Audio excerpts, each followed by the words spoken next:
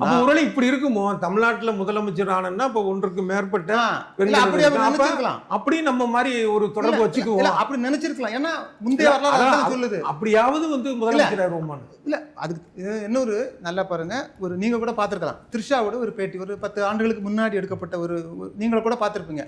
முதலமைச்சர் ஆகணும். அப்போ ஒரு நடிகராக இருந்த விஜயை முதலமைச்சர் ஆக்குவதற்கு, கட்சி தொடக்குவதற்கான ஒரு ஆக்க சக்தியாக ஏன் நீங்க த்ரிஷா பார்க்க மாட்டேங்கிறீங்க? என் கேள்வி அதுதான். அந்த அம்மாவுடைய கேள்வி என்னன்னா, இல்ல நான் இது விளையாட்டுக்கா சொல்லல, 10 ஆண்டுகளுக்கு முன்னாடி சொல்றாங்க என்னுடைய எதிர்கால திட்டம் என்ன, நான் முதலமைச்சர் ஆகுவது.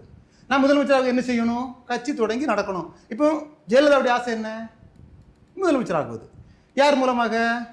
எம்ஜிஆர் மூலமாக. நான் நேரு ரெண்டு பத்தியே சொல்லிடுறேன். இப்போ இந்த மாவனுடைய ஆசை என்ன, முதலமைச்சர் ஆகுவது. யார் மூலமாக? விஜய் மூலமாக. ஒரு வெறும் நடிகனை, யாரும் டைரக்டர் சொன்னதை கேட்டு நடிக்கிற ஒரு நடிகனை இந்த நாட்டினுடைய தமிழகத்தினுடைய ஆட்சியாளனாக ஆக்குவதற்கு ஒரு பெண், எல்லாத்துக்கு பின்னாடி பெண் இருக்கணுங்கிறது ஒத்துக்கிறீங்களா? இந்த சக்தி இருக்குது. அப்படியே அதை பார்க்க மாட்டேங்கிறீங்கிறேன்.